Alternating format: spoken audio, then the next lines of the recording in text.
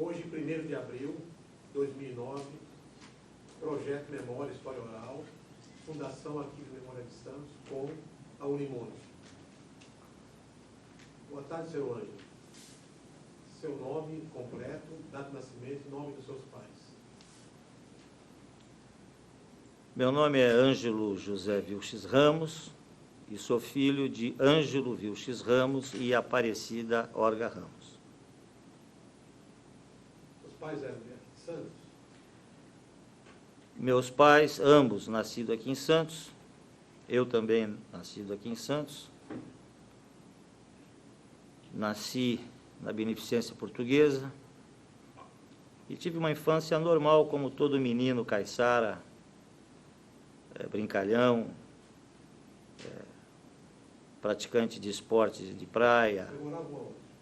Nós morávamos ali Nós moramos... Primeiro, quando eu nasci, era um prédio ali no Aquário, o Edifício Azul do Mar. Depois, quando meu pai se elegeu vereador, nós nos mudamos para a Rua Bahia, número 52. Rua Bahia. Quando seu pai se elegeu vereador? Meu pai se elegeu vereador em 1960. Tendo sido o segundo mais votado de todos os candidatos, né, naquela eleição. Só ficou atrás do Arthur Rivot. E nós moramos nessa casa até 1962, né, porque meu pai, então vereador, ele renunciou ao mandato de vereador. Renunciou ao mandato de vereador porque... diz a história, né, do qual eu sou crédulo, que a minha mãe impôs para ele, ou a política ou a família, né? Tanto que quando nós mudamos na Rua Bahia 52 para a Rua Bahia mesmo, num predinho de fundo, né, de canto, bem simples, nós mudamos, eu me lembro naquela época, nós mudamos de carroça, né? Porque naquela época político era uma dedicação, era tinha um amor à causa pública, que hoje também eles têm, mas é que mudou um pouquinho, né? Então nós moramos na Rua Bahia, depois no 33, apartamento 15, até meu pai já renunciou com o mandato renunciado, apenas assessorando o então deputado estadual Atier Jorge Cury, que era do PDC, Partido Democrata Cristão. E então, em 62, 63, nós nos mudamos lá para o Macuco, na Rua 1º de Maio, número 162. E lá ficamos um bom tempo. Você estudou aonde, seu primário? Olha, meus estudos sempre foram no Colégio Canadá, do pré-primário ao último ano colegial, né? O saudoso não, está vivo, o professor Edésio Del Santoro. Até sair de lá com aos 16, 17 anos, quando eu ingressei no curso de Engenharia Civil, né, em Taubaté, que era uma faculdade pública naquela época, uma escola pública. Quanto tempo você tem no Canadá daquela época? Daquela época? Naquela época... Canadá, como é que era? O Canadá era uma família. Aquela época, a escola pública era um modelo de complementação de formação familiar. O que a família não te dava, a escola pública dava, e dava melhor, porque ela dava um conteúdo social, pela leitura que eu faço hoje, inclusive naquela época, um aprimoramento social muito bem adequado, com os professores de primeira linha, não só pela intelectualidade, mas pela forma com que se relacionavam com os alunos, né? O respeito que eles impunham, né? O corpo docente impunha ao corpo discente um convívio que era alguma coisa que nunca mais na vida eu acho que a gente vai ver, infelizmente, para essas gerações que vêm vindo. Como que era Santos naquela época? Brincadeiras? Frequentava o quê? O que você fazia naquela época? Naquela época nós jogávamos bola na praia, né? Que eu jogava bola, eu cheguei a jogar no Infantil do Santos. Era jogar bola, empinar pipa e ir para a praia, né? Até uma determinada idade, né? Até 12, 13 anos. Porque a partir de 12, 13 anos, eu acompanhando sempre, procurando sempre, curioso com a vida, né, com a atividade política de meu pai, junto com o Atier Jorge Cury, né, então deputado, já no primeiro mandato de deputado federal, aquilo me seduzia, me fascinava, né? Era uma coisa que no começo não agradava muito, eu achava a política uma coisa enfadonha, enjoativa, cansativa, mas com o passar da convivência, né, acompanhando as falas, as lutas, as personalidades, a seriedade com que as coisas aconteciam, eu comecei a me aproximar muito da vida, do dia a dia até do meu pai, né? E nessa idade de 13, 14, 15 anos, eu sou sacado, vamos dizer assim, da condição de futebolista e já começo e participo ativamente da vida política de meu pai, né? No escritório do Atier Jorge Cury, que já nessa época, Atier, deputado federal, ele era do partido do Movimento Democrático Brasileiro, o MDB, que com a Revolução que aconteceu em 64, né, houve o bipartidarismo, e o Atier, que era do PDC também, ele seguiu o caminho do MDB, que era um partido de oposição ao regime, de fiscalização ao regime, de lutas e de defesas das garantias individuais, e isso seduzia muito a nossa condição e nos fez militante naquela época, de uma forma bem contumaz, né? A gente às vezes nem sabia por quê, né? Mas a gente fazia porque era, de fato, um argumento, uma causa muito sedutora. Eu cheguei a pintar muro Liberdade para Cláudio Campos, eu nem sabia quem era esse Cláudio Campos, mas nós íamos pintar o muro para ele, porque ele é um cara que vinha aquela coisa que ele estava preso e de uma forma injusta e precisava ser libertado, né? Para que os seus direitos, para que a sua vontade, né, a manifestação da sua vontade fosse exercida. Que isso para nós é uma condição até hoje, que é um dos princípios fundamentais do homem, que é a liberdade de expressão. E como que vai se ver na sua formação? Leituras? Eu sempre fui muito xereta, né? Muito curioso. Então, já desde não estava, né? Ainda estava fazendo entendimento de texto, mas já uma vez me vi um livro chamado O Príncipe, né, de Maquiavel, e fui e li, né? Então já me comecei desde aí a me interessar por filosofia, por essas questões mais existenciais, né, que constroem o homem. E essa construção ela veio de acordo com a posição política que o Atier tinha naquela época, que era uma posição de resistência ao regime, né? Porque a Revolução de 64, eu não sei se dá para fazer um briefing aí, para a gente fazer até um comentário sobre o que foi isso. A Revolução de 64, e eu fico à vontade de falar, porque depois, em 80, o Atier passou para o PDS, né, de uma forma surpreendente, a gente nem imaginava, mas aí nós começamos a fazer uma outra leitura, com outras informações, né, e a comparação de momentos, de pessoas, era inevitável. A Revolução, ela tinha um mote que se esgotaria, no máximo, em 4 anos. Mas o que aconteceu é que, depois desses 4 anos, e aí vem uma grande lição de vida para mim, né, que o poder é sedutor, o poder ele corrompe, o poder ele... muito mais do que o dinheiro, viu? Eu acho que o poder é mais sedutor e mais corrompedor do que o dinheiro. Ele fez com que aqueles que lá estavam, né, picados pelo poder, pela facilidade com que o poder abre toda uma condição de condução da sociedade, e pelos malefícios até que ela traz, né, ela acabou se instalando e ficando até 1985, né, quando então ela passou o comando do país por um governo civil. Nessa época, sei lá, quando você é jovem, então, Atier, deputado, ali a Rua do Comércio, como que é? Conta Nessa fase de novo ainda, 14, 15 anos, quando eu começo a ir para a cidade, para o escritório do Atier, esse fervilhar político que Santos vivia, né? Uma cidade pujante, uma cidade efervescente, né? Que pulsava política. Eu comecei a ir até com interesse de ganhar um dinheirinho, né? Você sabe, moleque, 13, 14, 15 anos, já os pelos já começando a nascer.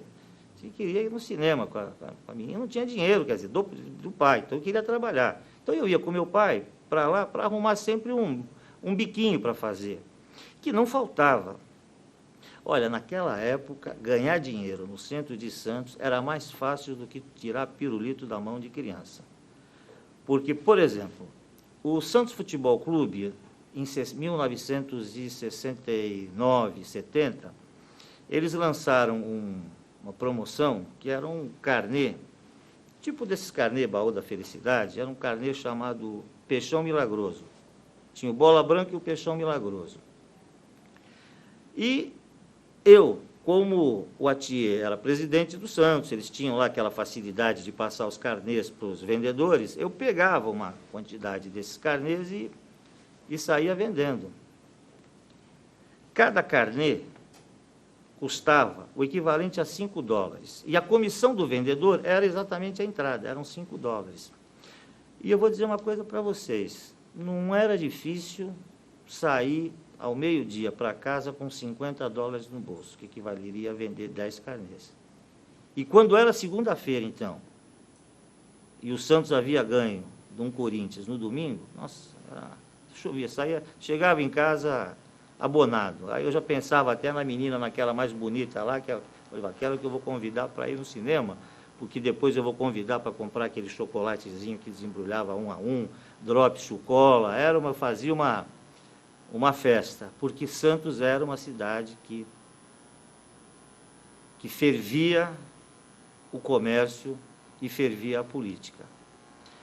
E nessas idas também, foi quando eu, nesse ambiente de querer ganhar o dinheirinho, que eu comecei a ter muito contato com ambientes políticos, né?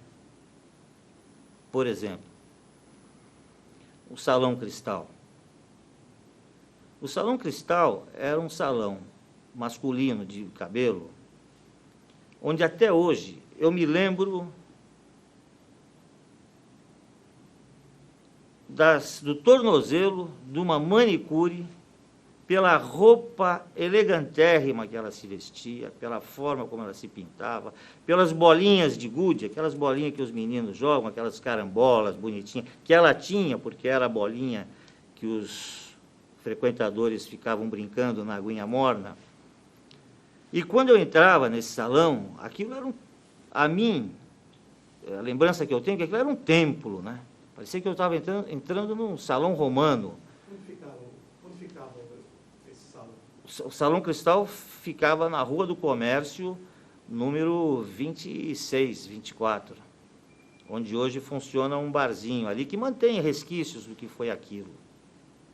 E ali eu me lembro que eu via homens, que eu não me lembro bem assim exatamente quem eram, mas tipo Silvio Fernandes Lopes, Aristóteles Ferreira, Lincoln Feliciano, Antônio Feliciano, esses homens, até o Atier, o próprio Atier Jorge Cury, Fernando Oliva, esses homens, pela forma como que eu lembro deles, por aquela postura, eles deitados naquela cadeira de barbeiro, esticada, recostado, com aquele pano branco sobre o dorso, né, encobrindo a gravata, aquele barbeiro ali debruçado, com cuidado, com zelo, para não arranhar, e ele conversando com uma terceira pessoa ali do lado, a manicure preparando as suas unhas, o engraxate engraxando o seu sapato, que antes de engraxar já dava para você pentear o cabelo, tamanha o brilho que o sapato já tinha antes de engraxar. E as conversas, né, de negócios, de contatos com o governo federal, com o presidente da República. Ou seja, Santos era uma cidade que tinha um conteúdo de vida muito forte, muito grande. E isso, infelizmente, reduziu violentamente. Esqueci de um nome importantíssimo, nossa, uma figura emblemática da história de Santos, que também que é o Esmeraldo Tarquínio, né? Emílio Justo, homens de uma grandeza, né, de honra, de honradez e de solidariedade muito grande. E eram homens riquíssimos. E isso, infelizmente, foi sacado com pior do que a Revolução, que foi a perda da autonomia de Santos. Que aqui era um celeiro de homens públicos da maior grandeza que esta região, que uma região do nosso Brasil jamais produziu. Essa sequência, essa continuidade de homens públicos, né, que nós tínhamos naquela época, e que se via, que eu estou dando uma pinçada, assim, estamos soltando conforme estou abrindo um baú e estou tirando, mas graçava em Santos uma enormidade de homens públicos do mais alto galardão. Fala mais das pessoas que frequentavam lá, dos políticos, pessoal do café, das personalidades que você viu por ali, por exemplo. Ali tem pessoas interessantes.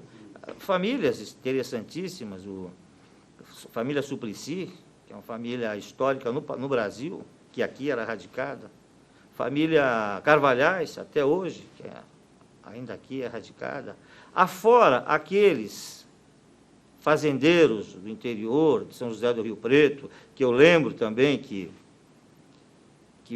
confiavam as suas safras de café nos escritórios de corretagem de café aqui de Santos, e que sofreram uma queda violenta. Eu lembro de nomes, muitos nomes árabes, da região de Badibacite, entre outros, fazendeiros riquíssimos, milionários, que se imaginava que a fortuna dessas famílias fosse tão grande que seriam a perder de vista e que jamais ficariam pobres e que terminaram na miséria.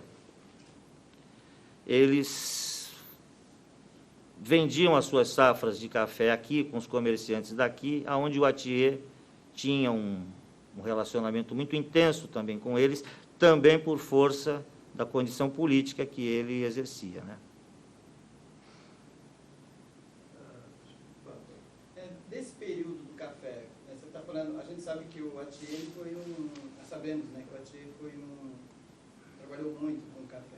Você tem recordações desse trabalho com o café aqui em Santos? Sim, sim. O escritório em si, os cafés vinham em amostras, né, em pequenas latinhas, que eles torravam ali, e o processo de classificação do café é a coisa mais interessante, que eu acho que todos deveriam conhecer, porque é uma mesa, o classificador ele fica numa mesa redonda, né, normalmente de granito, com as amostras sobre xícaras com água fervente, não fervida, água quase fervida, que se ferver, ela perde o fervor da água, ela tira o paladar original e contamina o paladar do café.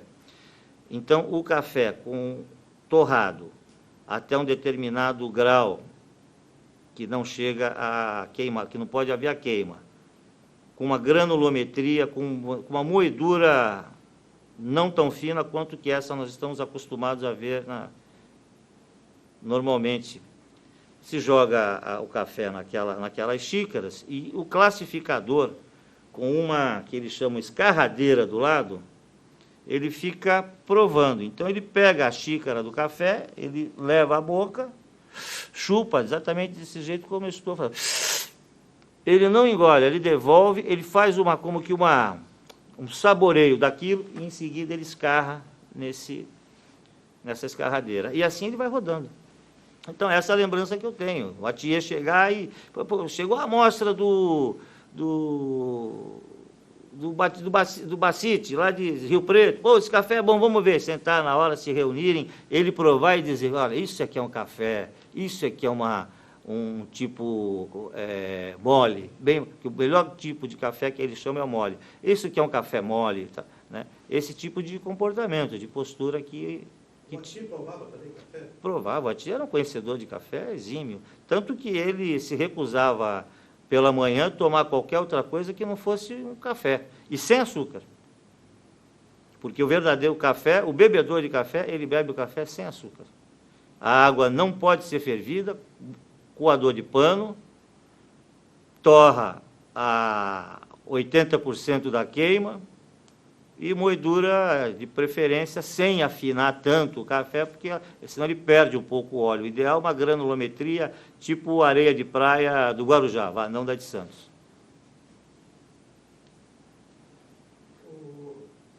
Você foi de maior, você conheceu a noite santista ali? Havia reflexo ali das bocas, no centro? Como que dava essa interação ali?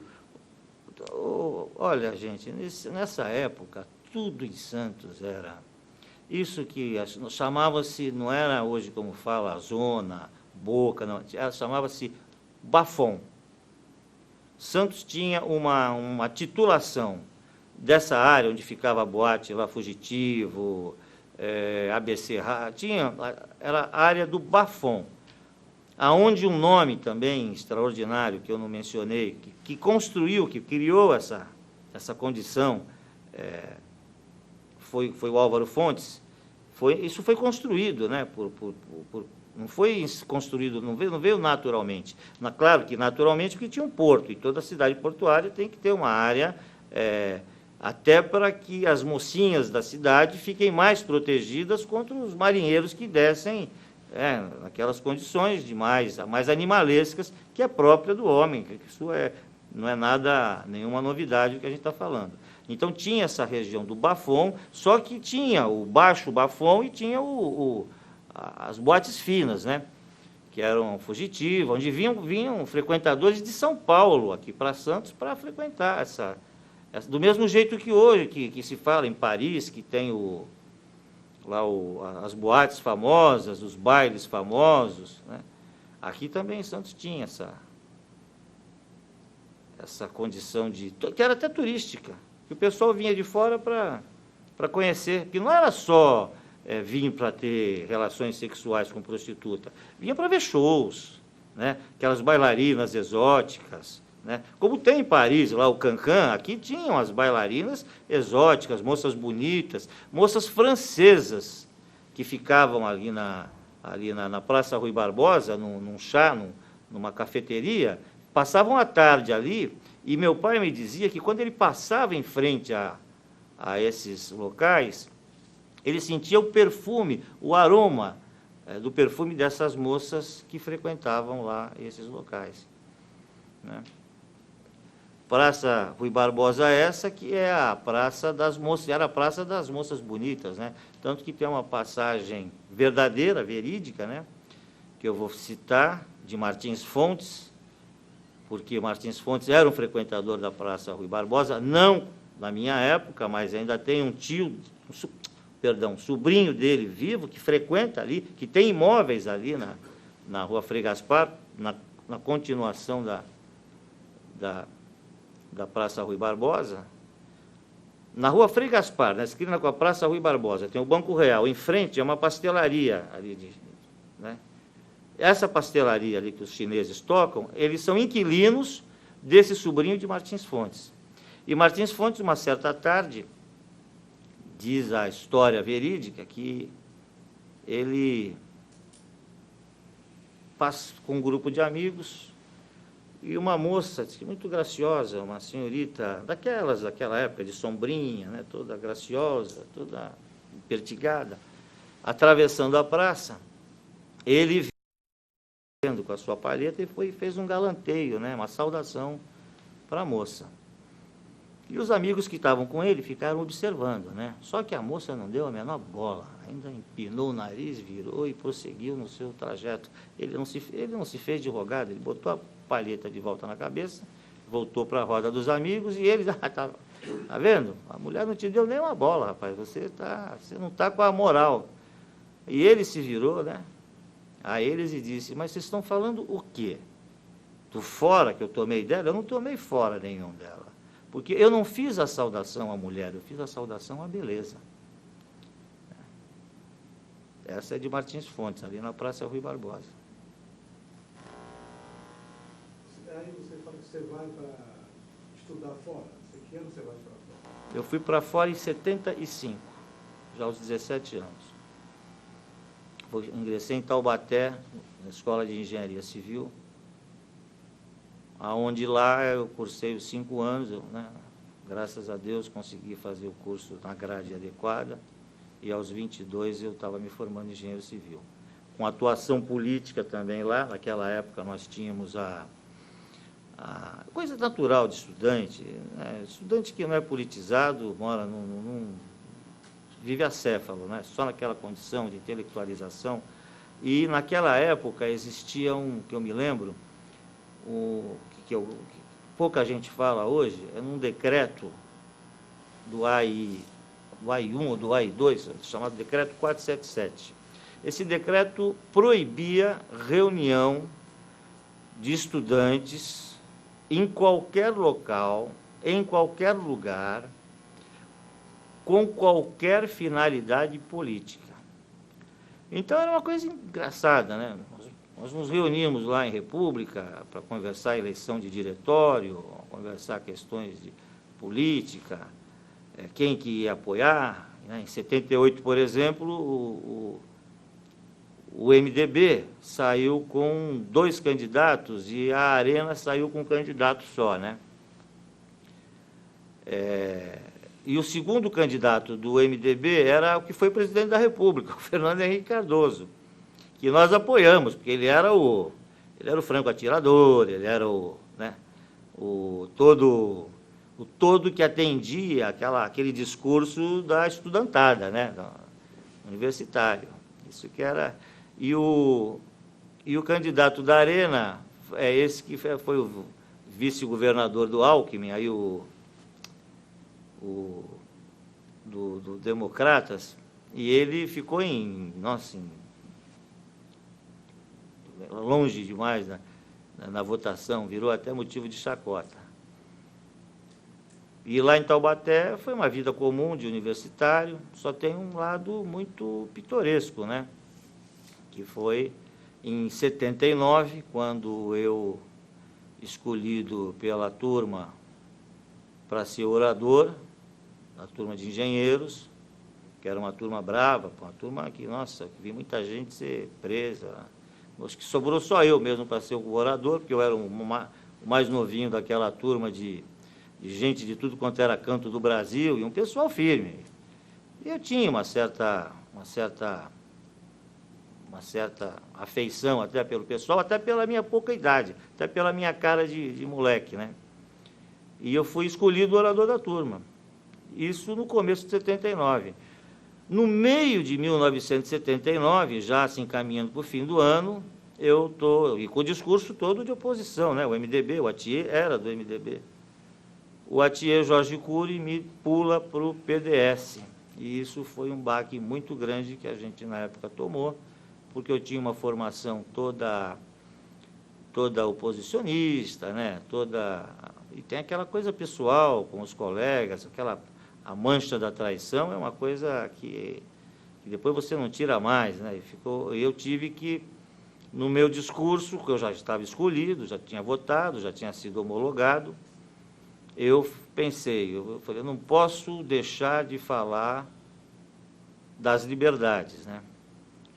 E, por sorte, eu, como era um fuçador de livros, né, desde novinho, eu li um livro do general Hugo Abreu, que era um general ficou de resistência ao regime, um livro chamado Outro Lado do Poder. E eu li esse livro. E esse livro, num determinado momento, né, num capítulo de quando ele se despede da Brigada Paraquedista de Pirassununga, quase que meio forçado, né? Ele foi aquela promoção que o sujeito é promovido de coronel a general, mas ele era coronel de uma brigada e passou a general de privada.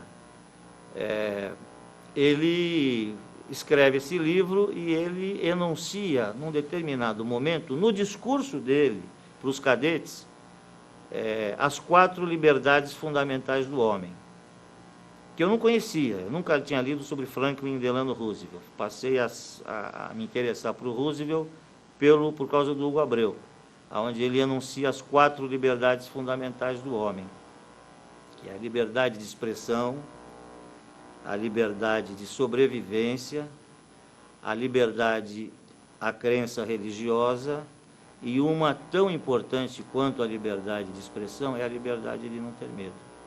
Então, eu me ancorei nisso, e quando eu comecei o meu discurso, eu tomei como patrono do meu discurso o general Hugo Abreu. E imagino que isso fez com que eu não tivesse nenhuma sanção, nenhuma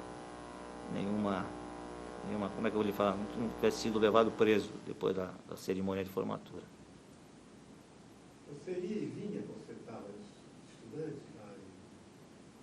Como era a sua vida? Não, eu morava lá em Taubaté. Morava lá, minha vida era lá, minha vida acadêmica. Trabalhei lá 2 anos no departamento de águas e energia elétrica. Foi uma vida muito boa. E a sua volta para ser?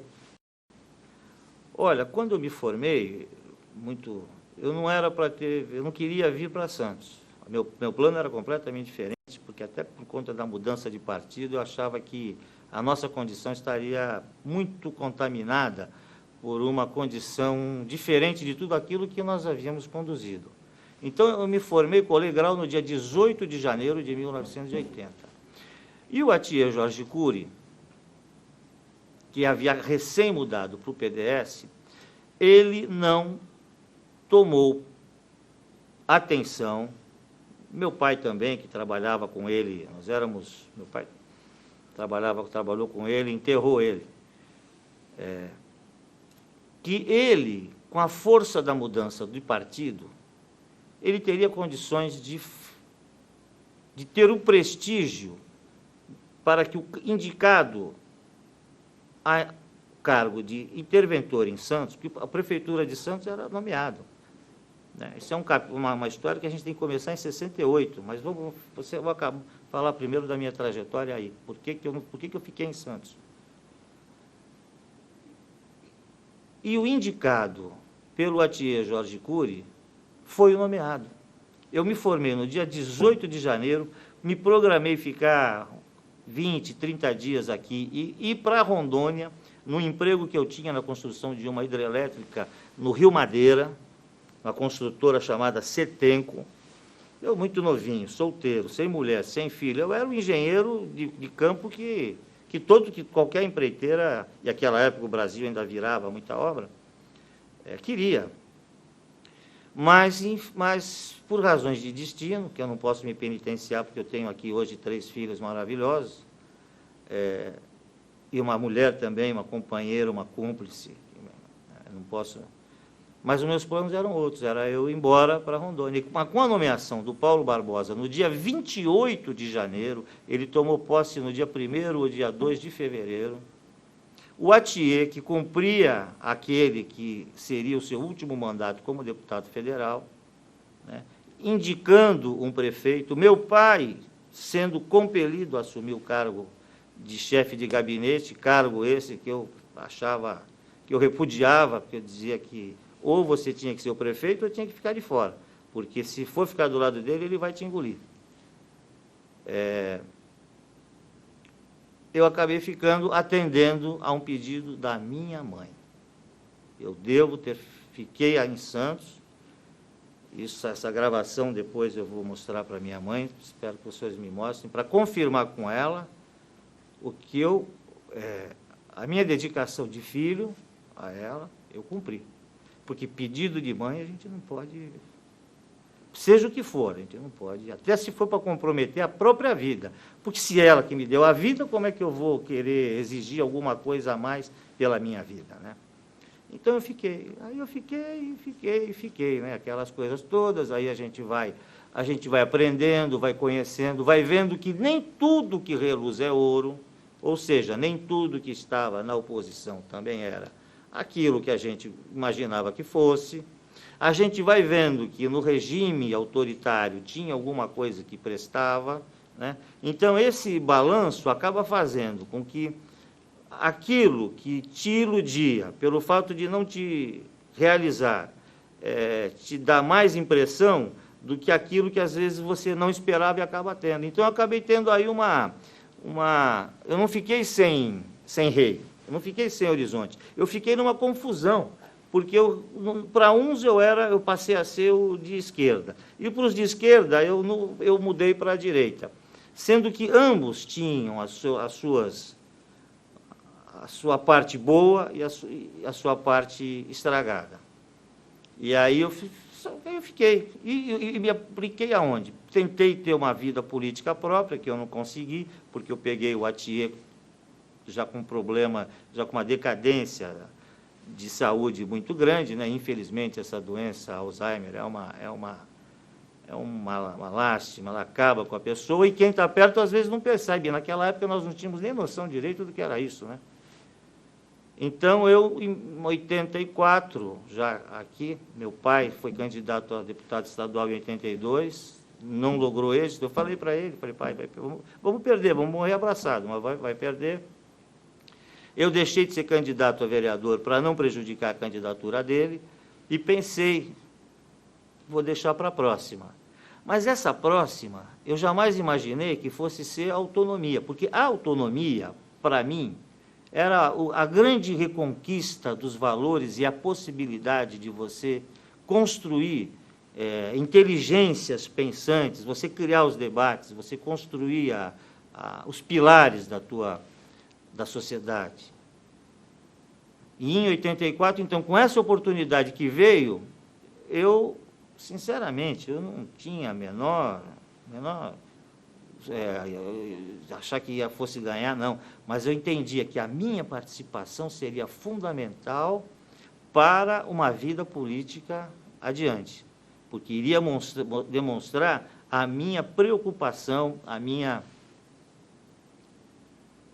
o meu sentimento de que só a democracia é que pode, vejam bem, só a democracia é que pode não permitir os abusos e os exageros que a ditadura provoca. Porque ditadura, seja ela de direita, de esquerda, de centro, seja do que for, toda ditadura tende ao arbítrio, à malvadeza, a perseguições. E quando você tem um processo dessa ordem, né, se você tiver uma injustiça, você compromete tudo aquilo de bom que se planejou. Um ato de injustiça praticado no curso, você compromete tudo aquilo que você via de bom e queria encaminhar. A democracia não, ela te deixa mais solto, ela te dá mais possibilidade de você corrigir. Na democracia, perseguições, eventuais, não existe, a tortura, se acontece, ela está inserida dentro de um contexto que não é o contexto da democracia. Por exemplo, nós temos instituições hoje que nós sabemos que praticam tortura, que a polícia, né? Mas a democracia, ela é instalada, ela pode criar mecanismos de acabar com aquilo e num espaço de tempo. E você tem condições de, se eventualmente envolvido numa situação dessa, como torturado ou como perseguido, de reclamar pelas vias adequadas e conseguir um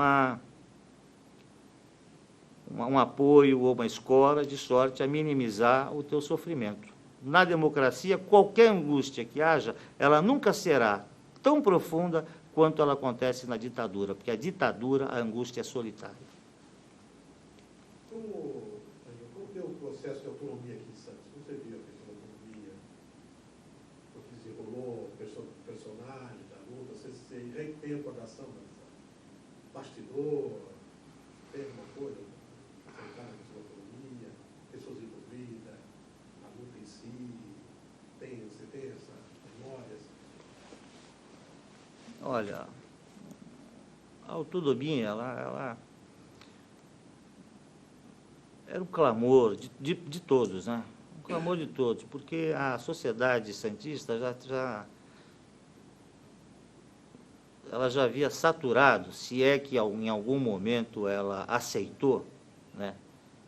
Ela fluiu com isso. Só fluiu onde haviam os interesses pelo cargo. Quando nós começamos, acho que quando começou-se a verificar que depois de Esmeraldo Tarquínio, de Justo, de Del Bosco, Lara, e depois de Silvio Fernandes Lopes, que ainda um homem de Santos, né, num partido em tese de direita, era um político extraordinário, Álvaro Fontes, quando começou-se a perceber que não estava havendo mais essa renovação, né, o arejamento era obrigatório, porque com todo respeito aos interventores, a culpa não era deles, a culpa era de quem os colocou e a culpa era do sistema. Eles estavam lá porque, se tinha que ter um, eles lutaram pela posição. Isso é uma coisa absolutamente compreensível, não é apontá-los como os culpados da derrocada dos políticos de Santos. Não, mas a sociedade santista como um todo percebeu que aquilo não satisfazia a condição de representatividade dos homens públicos.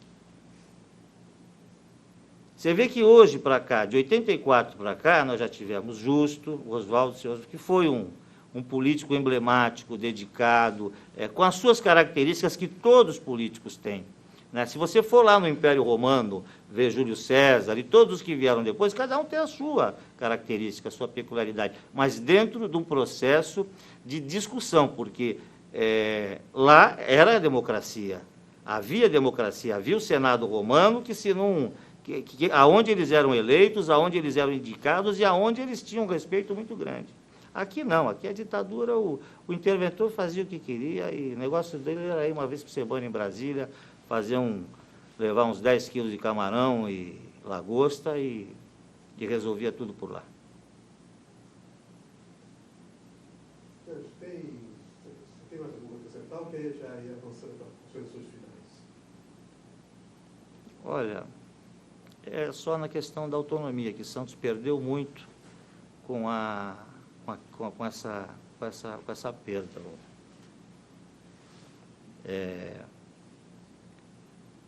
Eu acho que a perda da autonomia é uma marca negativa da história de Santos, que ainda vai levar algumas décadas para nós nos recompor. Muito embora tenhamos tido experiências, nós estamos tendo experiências dignificantes, outras nem tanto, mas o fato é que hoje nós estamos construindo uma nova vida política de Santos, e acho que Santos está retomando a sua vocação de celeiro de celebridades políticas, né? em todas as áreas, em todos os segmentos. Só sinto que eu não sei se eu terei tempo ainda nesta vida de poder ter uma atividade mais completa. Acho até bastante difícil que isso eventualmente ocorra. Esse eu acho que é o lado não compensador da minha vida. Mas, por outro lado, eu tenho um lado que me recompensa muito, que é a minha dedicação, como tantos outros aqui, um grau pequeno, né? Nesse exército eu fui apenas um soldado, mas um soldado na frente da batalha que procurou lutar pela retomada dos valores e da dignidade do povo de Santos. Em nome da Fundação Arquivória de Santos, em nome da Unimonte, eu, Roberto Tavares, historiador, e José Diniz, só agradeço a sua presença. Muito obrigado, senhor. Eu que agradeço.